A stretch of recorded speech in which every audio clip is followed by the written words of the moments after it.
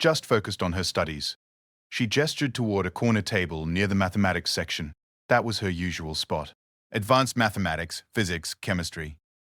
College-level stuff. I always wondered why someone so young wasn't in school. Jake thanked Margaret and spent some time browsing the library's collection, noting the types of books Maya had been reading. The pattern suggested someone preparing for advanced placement exams or possibly self-studying for college entrance requirements. Someone with serious academic ambitions but no traditional educational support system. On his way out, Margaret called to him. "If you see Maya, would you let her know her books can be renewed online? I'd hate for her to accumulate late fees when she's clearly working so hard on her education." The drive back to the farmhouse gave Jake time to process what he'd learned. Maya Chen, probably 16, academically gifted, living alone and off the grid. No mention of family or school enrollment. The pieces painted a picture Jake recognized from his overseas deployments, someone in survival mode, trying to build a future despite present circumstances that were likely complicated and possibly dangerous. Back at the farmhouse, Jake made a decision that would have surprised his former teammates. Instead of confronting Maya directly, he began what he mentally classified as a soft approach operation. He wanted to establish trust and communication without triggering a flight response. Jake spent the day working on obvious home improvements that would require him to be in and out of the house frequently. He repaired loose boards on the front porch, cleaned out the gutters, and made several trips to town for supplies. Each time he left, he made subtle adjustments to the kitchen setup: fresh fruit in a bowl on the counter, sandwich materials easily accessible, a notepad and pen conspicuously placed near the phone. That evening, instead of sleeping in the living room, Jake set up camp in the master bedroom upstairs. He wanted Maya to feel more comfortable moving around the main floor. Before going to bed, he left a simple note on the kitchen table. "Maya, Margaret at the library says you can renew your books online to avoid late fees. Take what you need from the kitchen, Jake." Jake woke around midnight to the soft sounds of someone moving downstairs. This time, the footsteps lingered longer in the kitchen, and he could hear the faint rustle of paper. Maya had found his note. The next morning, Jake discovered that Maya had taken the note with her, along with some food. But she'd left something in return. A small piece of paper with "thank you" written in careful handwriting. Below that, a question. "Why aren't you calling the police?" Direct communication, even if tentative. He wrote a response and left it on the kitchen table before heading out for another day of home improvements. Because everyone deserves a safe place to figure things out. Stay as long as you need, Jake. This pattern continued for 3 days. Jake would work around the property during daylight hours, leave food and encouraging notes, then retreat upstairs each evening. Maya would emerge after midnight to collect supplies and leave brief written responses. Her questions grew more specific. "Are you really alone? How long will you let me stay? What do you want from me?" Jake answered each question honestly. "Yes, just me. As long as you need. Nothing except for you to be safe." Instead of going upstairs, he sat at the kitchen table with a cup of tea, reading a book by lamplight. He positioned himself so his back was to the basement door, making it clear he wasn't blocking Maya's exit route. Around 12:30 a.m., Jake heard the basement door open. He continued reading, not looking up, but spoke quietly into the silence. "There's fresh soup on the stove if you're hungry. I made too much for one person." Several minutes passed with no response. Jake began to think Maya had retreated back to the basement when he heard a chair scrape against the kitchen floor. He looked up to see a slight figure in an oversized hoodie sitting across from him. Hood pulled up to shadow her face. "You're not what I expected," Maya said, her voice barely above a whisper. "What did you expect?" Jake asked, closing his book but keeping his movements slow and non-threatening. Someone who would call the police immediately. Or someone with bad intentions. Maya's hands were hidden in her hoodie sleeves, and she sat poised to run. Most adults have one reaction or the other when they find a kid squatting in their house. "I'm not most adults," Jake said simply. "Would you like some soup?" Maya nodded slightly. Jake got up slowly, ladled soup into a bowl, and placed it across from where he'd been sitting before returning to his chair. Maya pulled her hands from her sleeves and began eating, and Jake noted that her fingers were stained with ink and showed small cuts from manual work. "Margaret at the library is worried about you," Jake said, after Maya had eaten several spoonfuls. "She says you haven't been in for over a week." "I was planning to leave before you moved in," Maya said, not looking up from her soup. "Winter's coming, and I need to find somewhere warmer." "Where will you go?" Maya shrugged. "South, maybe. Find another empty house or a shelter that doesn't ask too many questions." Jake studied the girl across from him. Even with her hood up, he could see she was Asian, probably Chinese based on her last name. Her clothes were clean but worn, and she carried herself with the careful alertness of someone who'd learned to expect trouble. "How long have you been on your own?" Jake asked. "Since June," Maya said. 5 months. She looked up at him for the first time, and Jake saw intelligence and wariness in equal measure. "What's your story?" "Margaret said you bought the Henderson place, but you don't seem like a farmer." "Former Navy SEAL," Jake said. "Recently retired. Looking for something quieter than military life." Maya's eyes widened slightly. "Special Forces. That explains the way you move through the house. Very tactical." Jake was surprised by her observation. "You noticed that?" "I notice everything when I'm trying to stay invisible," Maya said. "It's how I stay alive." They sat in silence for several minutes while Maya finished her soup. Finally, Jake asked the question that had been troubling him most. "What are you running from, Maya?" Maya's entire body tensed, and she pushed back slightly from the table. For a moment, Jake thought she would bolt back to the basement. Instead, she pulled her hood down, revealing a face that was indeed 16 or 17, with serious dark eyes and long black hair that had been roughly cut, probably by herself. "My uncle," she said finally. "He's been my guardian since my parents died in a car accident 2 years ago. She paused, seeming to choose her words carefully. "He had different ideas about what my life should look like, different from what I wanted." Jake waited, recognizing the careful way Maya was revealing information. This was someone who'd learned to be cautious about sharing details that could be used against her. "I was supposed to start my senior year of high school in September," Maya continued. "But Uncle Chen had other plans. He wanted me to quit school, work in his restaurant, and marry his business partner's son. An arranged marriage to someone I'd never met." Her voice grew stronger as she spoke. "When I refused, things got difficult. So I left. At 16, that took incredible courage," Jake said.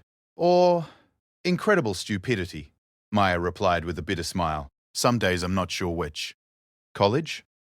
Maya's eyes lit up for the first time since she'd sat down. "I want to study engineering.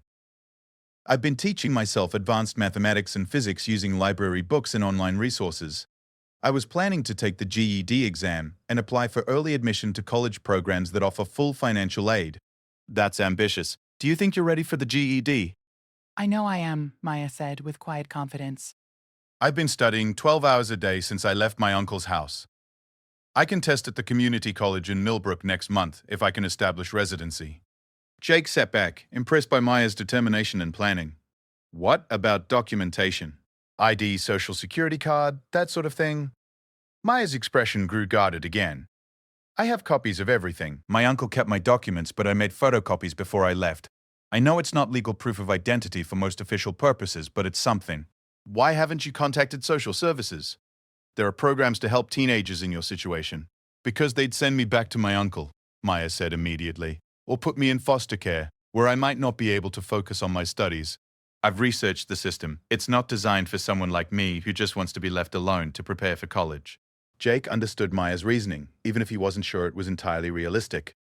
What if there was another option? Something that would let you stay focused on your education while having a stable living situation? Maya studied his face carefully. "What are you suggesting?" "I'm suggesting that this house is too big for one person," Jake said. "And it sounds like you could use a quiet place to study while you prepare for your GED and college applications. Maybe we could work out an arrangement that benefits both of us." "Like what?" Jake had been thinking about this possibility since reading Maya's first note. "You help with some of the house maintenance and cooking in exchange for room and board. I help you navigate the legal requirements for establishing residency and getting enrolled in college. Think of it as a temporary roommate situation until you're ready to move on to college." Maya was quiet for a long time, clearly weighing the risks and benefits. "Why would you do that?" "You don't know me. I could be lying about everything." "You could be," Jake agreed. "But everything I've observed suggests you're exactly who you say you are. Someone intelligent and determined who got dealt some difficult circumstances. I've been where you are, Maya. Different situation, but I know what it feels like to need someone to take a chance on you. When were you in a situation like mine?" Jake considered how much to share. "When I was 18, I was facing some legal trouble and family problems. A Navy recruiter named Chief Martinez took an interest in my case and helped me navigate the process of enlisting instead of potentially going to jail. He didn't have to do that, but he saw something worth investing in. The military gave me structure, purpose, and eventually a career I loved for 15 years, until you were injured? Jake was surprised by Maya's perceptiveness. How did you know about that? You favor your left leg slightly, and you move like someone who's had to adapt their physical habits recently. Combat injury? IED in Afghanistan. Ended my military career, but led me here. Jake gestured around the kitchen. Maybe that's not entirely a bad thing. Maya absorbed this information. If I stayed, what would the living arrangements be? I mean, this is obviously not a normal situation. You'd have your own room upstairs, your own space, your own privacy. House rules would be simple. Contribute to household maintenance, respect each other's space, and focus on your education goals. I'm not interested in being a surrogate parent or authority figure. More like a temporary landlord who's willing to accept help around the house instead of rent money. And when I'm ready for college, then you go to college. With my recommendation, and whatever help I can provide with the application process. Maya stood up and walked to the kitchen window, looking out at the dark farmland beyond. Jake waited, recognizing that she was processing a decision that would fundamentally change her immediate future. I need time to think about this, she said finally. Of course. Take all the time you need. Maya headed toward the basement door, then paused. Jake? Yes? Thank you for the soup. And for not treating me like a criminal or a runaway case to be managed. Thank you for trusting me enough to have this conversation. After Maya disappeared back into the basement, Jake sat at the kitchen table for another hour, thinking about the unexpected turn his quiet retirement had taken. When he bought the farmhouse, he'd been looking for solitude and a chance to heal from his own trauma. Instead, he'd found someone else who needed healing, someone whose courage and determination reminded him of the best qualities he'd seen in his fellow soldiers. Jake had always been good at reading people, and everything about Maya suggested she was exactly who she claimed to be. A smart, scared, determined teenager trying to build a future despite circumstances that would have broken many adults. Her knowledge, her careful way of moving through the world, her obvious academic ambitions, all pointed to someone worthy of the kind of second chance Chief Martinez had given Jake 20 years ago. As he finally headed upstairs to bed, Jake realized that helping Maya might be exactly the mission he'd been unconsciously searching for since his discharge. For the first time since leaving the military, he had a clear sense of purpose. In the basement below, Maya lay on her sleeping bag, staring at the ceiling and thinking about Jake's offer. Common sense told her to be suspicious. Adults who offered help to teenage runaways usually wanted something in return, something that had nothing to do with genuine altruism. But Jake felt different. The way he'd approached her situation, with patience and respect instead of authority or pity, suggested someone who understood what it meant to need help without judgment. Maya had been completely on her own for 5 months, and the constant stress of finding shelter, food, and safety while trying to maintain her academic goals was wearing her down. Winter was coming, and she knew her current survival strategy wouldn't work in freezing weather. She needed a new plan, and Jake's offer might be the opportunity she'd been hoping to find. Still, trust was dangerous. Maya had learned that lesson with painful clarity when she'd left her uncle's house. But as she listened to Jake moving quietly upstairs, settling into sleep, she allowed herself to imagine what it might feel like to have a stable place to study, to focus on her GED preparation without constantly worrying about basic survival. Tomorrow, she would give Jake her answer. Tonight, for the first time in months, Maya Chen fell asleep feeling like she might have found something she'd almost stopped believing in. Hope. Jake was replacing a broken window pane in the front bedroom when he heard footsteps on the stairs. It was barely past noon, the earliest Maya had ventured from the basement during daylight hours.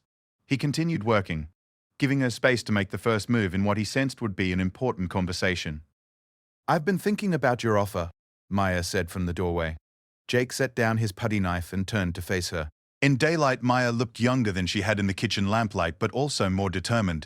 She was carrying a small notebook and wore jeans and a sweater that, while clearly second-hand, were clean and carefully maintained. What did you decide? Jake asked. I want to try it, Maya said.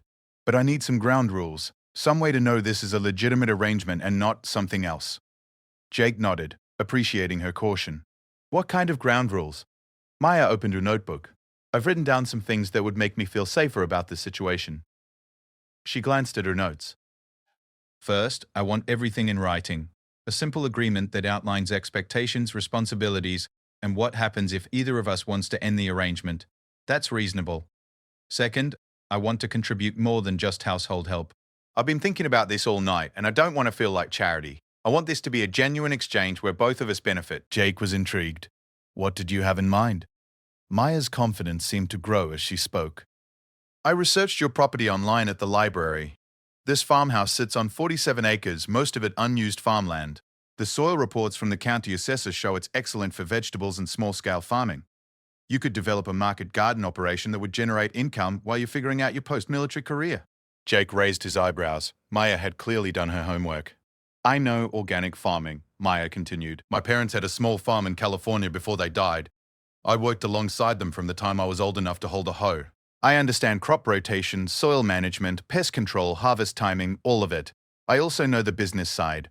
Farmers markets, CSA programs, restaurant supply chains. You're proposing we start a farm together? I'm proposing I help you develop the agricultural potential of your land in exchange for room, board, and support with my education goals.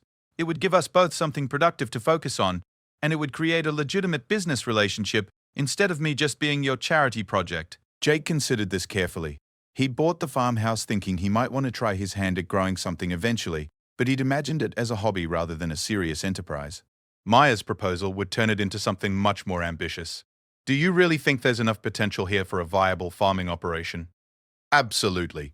This area has perfect growing conditions and a strong local food movement.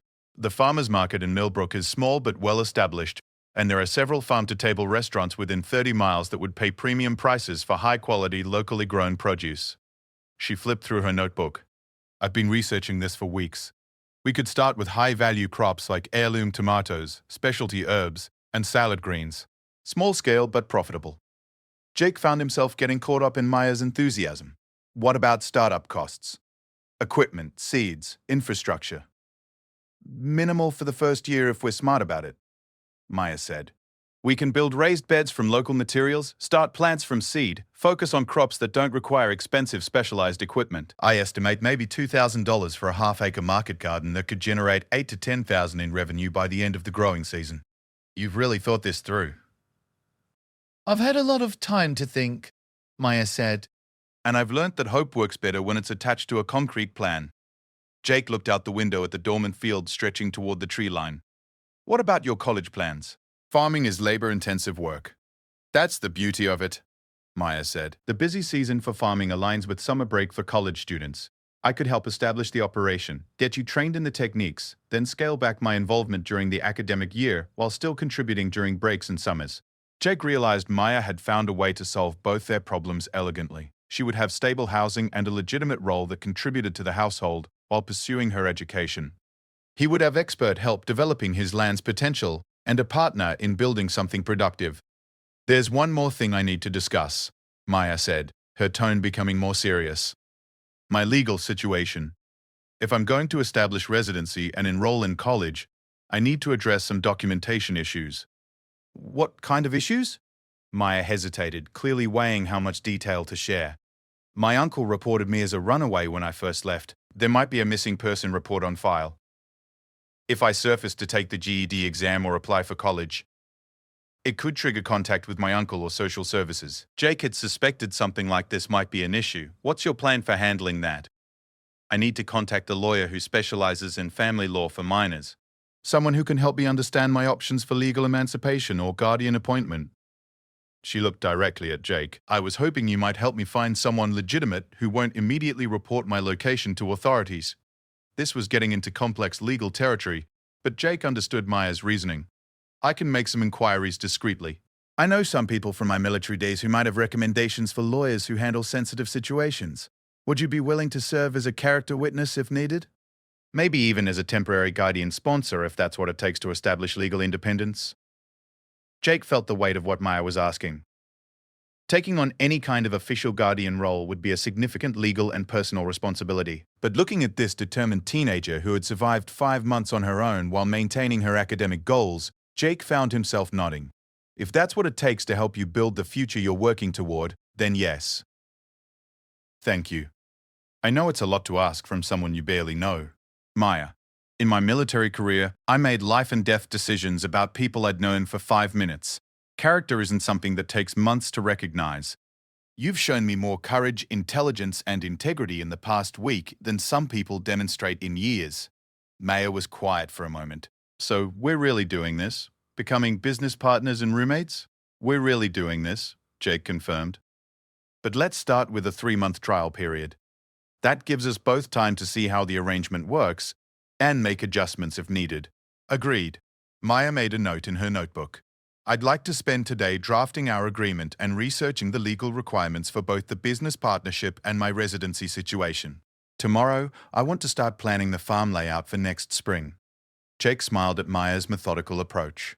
Sounds like a plan. But first, let's get you properly moved into one of the upstairs bedrooms. The basement was fine for temporary shelter, but if you're going to be studying for the GED and college applications, you need a real workspace. Maya's face showed a mixture of relief and lingering caution. Just like that? I get to live upstairs like a normal person? Maya, you were never not a normal person. You were just a normal person dealing with abnormal circumstances. They spent the afternoon moving Maya's few belongings upstairs to the bedroom that faced the back acres where their future farm would be established. Maya had remarkably few possessions: clothes that fit in a single backpack, her library books, a laptop computer that looked like it had seen better days, and a small wooden box that she handled with particular care. Family photos, Maya explained when she noticed Jake observing the box. And some of my mother's jewelry. The only things I took from my uncle's house besides clothes and documents. Jake helped Maya set up a study area near the bedroom window, positioning a small desk so she'd have good natural light for reading and writing.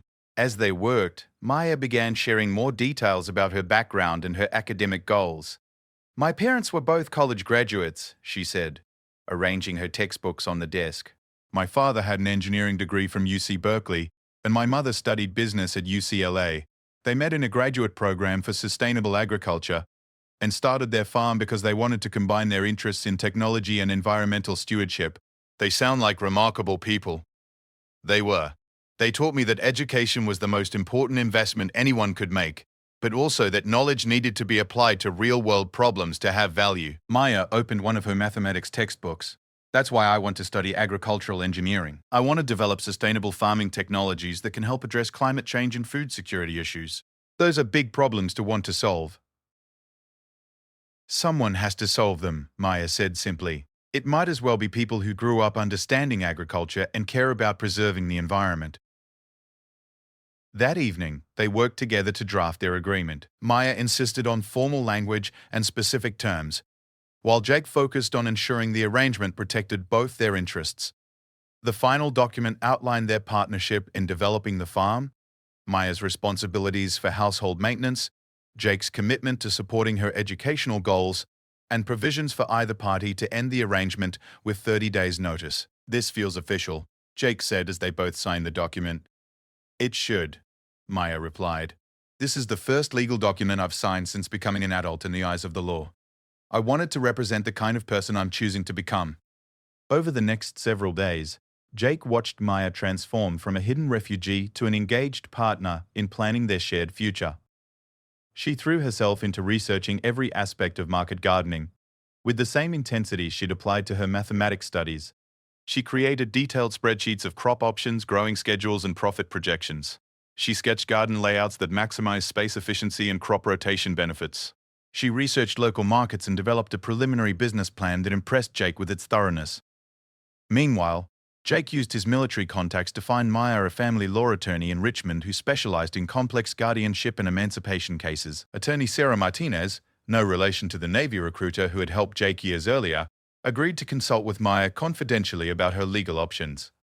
Your situation is complicated but not impossible, Attorney Martinez explained during their first phone consultation. Virginia law does provide paths for minors to establish legal independence, especially when there's evidence of educational commitment and stable living arrangements. The key will be demonstrating that your current situation serves your best interests better than returning to your uncle's guardianship. Maya took careful notes during the call.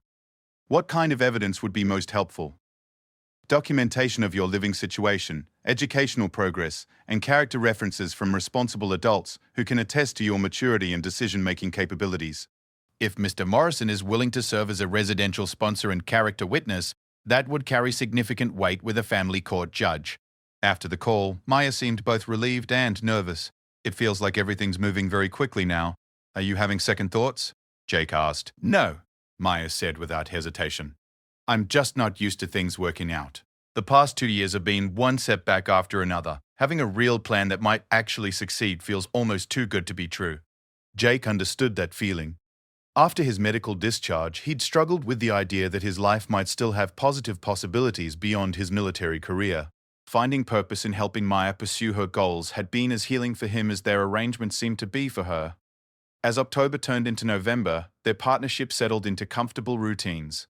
Maya spent mornings studying for her GED exam while Jake worked on house repairs and improvements. Afternoons were devoted to planning their farming operation, researching seeds and suppliers, designing garden layouts, and learning about local agricultural resources.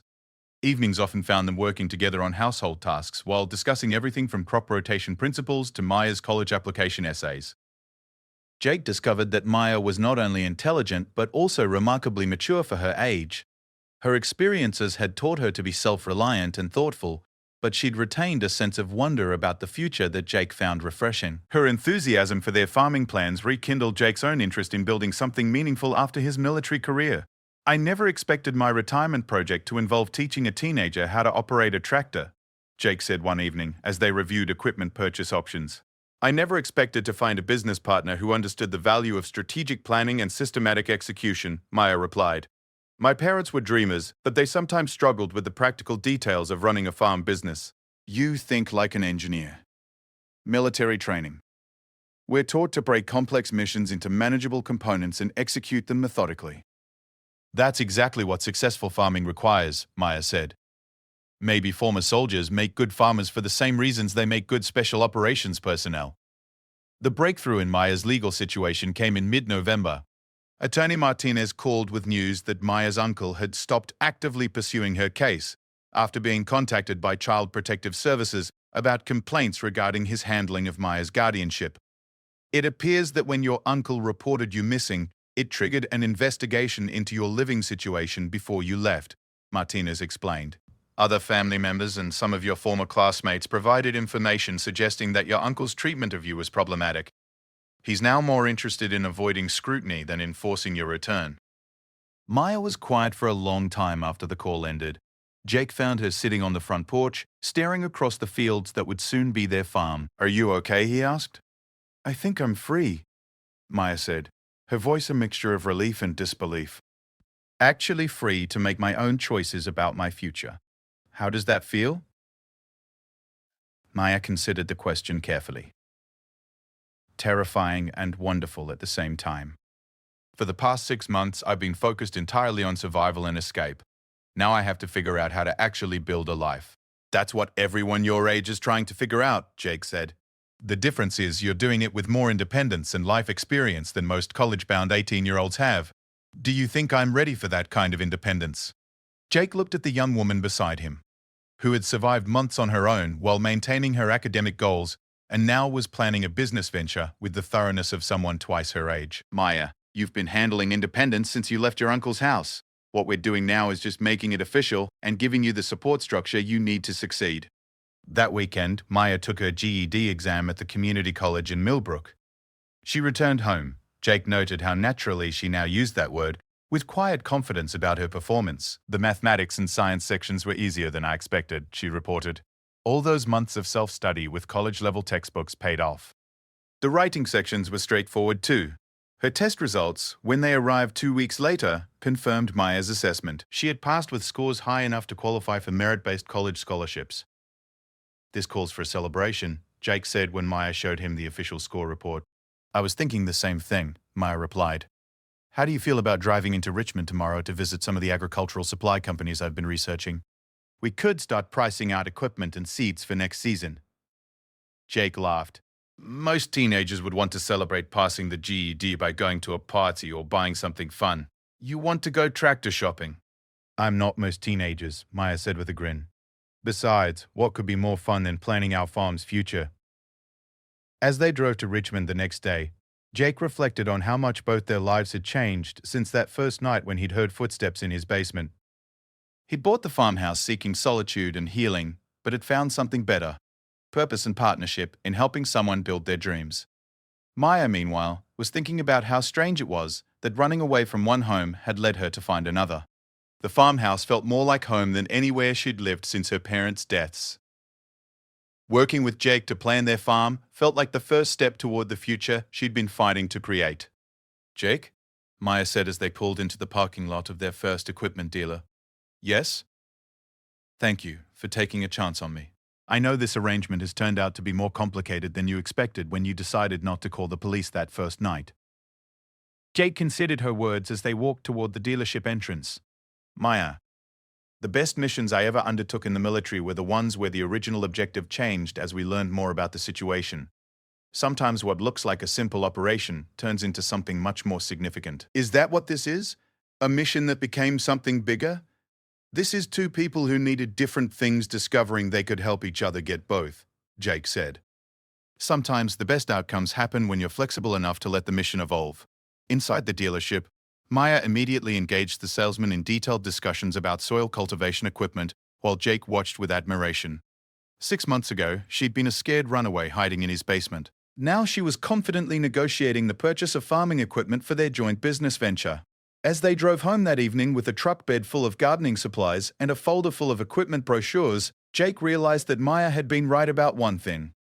This felt like a celebration, not just of her GED success but of the unexpected family they'd created together. Maya was thinking something similar as she watched the familiar landscape roll past the truck windows. For the first time since her parents' deaths, she was looking forward to spring. Not just because it would mark the beginning of their farming venture, but because it would represent another season of growth in the life she and Jake were building together. The former Navy SEAL who had entered his new farmhouse looking for solitude had instead found something he hadn't known he was missing. Someone who needed his help to build a future, and whose determination and courage had helped him rediscover his own sense of purpose. The girl who had been hiding in his basement had found something even more valuable than shelter. A true partner who believed in her dreams and was willing to help her make them reality. Together, they were proof that sometimes the most important discoveries happen when we're brave enough to approach the unknown with patience, respect, and an open heart. What would you do if you bought your dream home, walked through the front door, and realized you weren't alone? For most people, finding an unexpected occupant would mean calling the police. But Jake Morrison wasn't most people. As a former Navy SEAL who had seen the worst of humanity in war zones across 3 continents, he knew that sometimes the most dangerous situations required the gentlest touch. What he discovered hiding in the shadows of his new farmhouse would challenge everything he thought he knew about courage, family, and the meaning of home. The gravel crunched under Jake Morrison's boots as he stepped out of his pickup truck, taking in the sight that would be his new reality. The farmhouse stretched before him like something from a Norman Rockwell painting, albeit one that had seen better decades. White clapboard siding showed patches of weathered grey, and the wraparound porch sagged slightly on the left side, but the bones were good, strong, honest. Everything Jake needed after 15 years of military precision and concrete barracks. The real estate agent had warned him about the property's condition. "It's been empty for 3 years, she'd said, shuffling through her papers during their final walkthrough 2 weeks ago. The previous owner, Mrs. Tentasker Henderson, passed away, and her family just wanted to sell quickly. You'll need to do some work, but the foundation is solid." Jake had bought it sight unseen after that single viewing, something his fellow SEALs would have called either brave or foolish. But after his medical discharge, following an IED incident in Afghanistan that left him with a titanium rod in his left leg and memories that wouldn't fade, he needed something that was his, something he could build instead of destroy. The October air carried the scent of dying leaves and wood smoke from a neighbor's chimney somewhere in the distance. Jake's nearest neighbor was nearly 2 miles away, which suited him perfectly. After years of sleeping in barracks with dozens of other men, the prospect of genuine solitude felt like luxury. He pulled his single duffel bag from the truck bed and walked toward the front door, his slight limp more pronounced after the 6-hour drive from his temporary apartment in Richmond. The key turned easily in the lock, a small mercy he hadn't expected, given the house's age. The front door opened into a spacious living room with hardwood floors that creaked to welcome under his weight. Dust motes danced in the late afternoon sunlight streaming through tall windows. The furniture was gone, sold at estate sale according to the agent, but Jake could still sense the life that had once filled these rooms. A family had grown up here. Children had run across these floors. Thanksgiving dinners had been served in the dining room, visible through the wide archway. Jake set his bag down and began his reconnaissance, a habit so ingrained from his military years that he didn't even think about it. He moved through each room systematically, checking windows, testing doors, familiarizing himself with sightlines and potential entry points. Old habits died hard, especially when they'd kept him alive for over a decade. The kitchen needed updating, but had good bones, with solid oak cabinets and a farmhouse sink that had probably been installed sometime in the 1940s. The dining room featured built-in china cabinets with glass doors that caught and reflected the fading daylight. Upstairs, 4 bedrooms and 2 bathrooms offered more space than one man needed, but Jake had plans. Maybe he'd convert one room into a home office, another into a workshop. It was in the largest bedroom, the one that faced the back acres of farmland, that Jake first noticed something was off. The floorboards near the closet showed subtle scuff marks, as if something heavy had been dragged across them recently. Jake knelt and examined the marks more closely. Fresh? Maybe a few days old at most. He checked the closet, finding it empty except for a single wire hanger and what looked like crumbs from a granola bar in one corner. His training kicked in fully now. Someone had been here recently, and they'd eaten in this closet. Jake's hand instinctively moved to his hip, where his sidearm would have been during his service years. He'd left that life behind, but some instincts were too deeply embedded to ignore. Moving silently, despite his injured leg, Jake continued his search with renewed focus. In the bathroom, he found a damp washcloth hanging behind the door, positioned where it wouldn't be immediately visible. The medicine cabinet had been recently opened. He could tell because the hinges had been wiped clean of dust, while the surrounding frame remained dirty. Back downstairs, Jake found more subtle signs of recent habitation. A kitchen drawer slightly ajar, a smudge on the back door's glass that looked like it came from someone checking outside.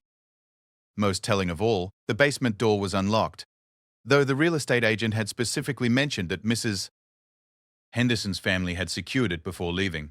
Jake descended the wooden steps into the basement, each creak seeming unnaturally loud in the silence. The space was unfinished, with stone foundation walls and exposed ceiling joists. Cobwebs hung in the corners, but again, Jake's trained eye caught the inconsistencies. A path through the dust on the concrete floor. A cardboard box positioned to block the view of one corner from the stairway. He moved the box aside and found what he was looking for. A small nest of belongings hidden behind the furnace. A sleeping bag, clearly used recently. Several empty water bottles. A backpack containing clothes that looked like they'd fit a teenager. And most surprising of all, a stack of library books, checked out from the Millbrook Public Library, the small town about 15 miles away. Jake examined the books more closely. Advanced mathematics textbooks. Physics, chemistry. These weren't casual reading materials. Someone intelligent had been living in his basement, someone with serious academic interests. The checkout stamps showed the books were due back in 2 days. Whoever was staying here was still around, still actively using the library. Jake felt a mixture of wariness and curiosity. His military training told him to secure his property and call the authorities.